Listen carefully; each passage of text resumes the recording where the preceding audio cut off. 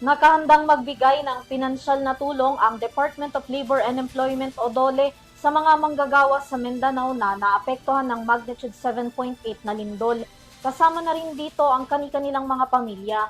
Ayon sa DOLE, nakikipag-ugnayan na sila sa mga regional offices ng ahensya sa Mindanao para tukuyin ang pagkakakilanlan ng mga apektadong manggagawa para diretsyong maihatid ang tulong.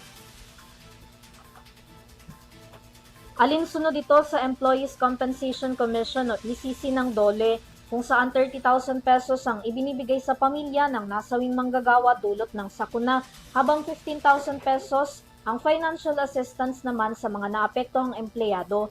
Maaari ring ipasok sa tulong panghanap buhay sa ating displaced workers o tupad program ang mga manggagawang nawalan ng pansamantalang mapagkukunan ng pang-araw-araw na gastusin. Batay sa datos ng National Disaster Risk Reduction and Management Council o NDRRMC, 32,926 na pamilya ang apektado ng lindol.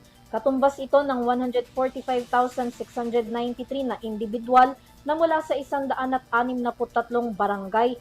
Sa iba't ibang rehiyon kabilang na dito ang BARM. Aabot naman sa mahigit 32,000 na individual ang kasalukuyan ngayong nananatili sa mga evacuation center. Bubuo naman ang ahensya ng DOLE ng rescue team.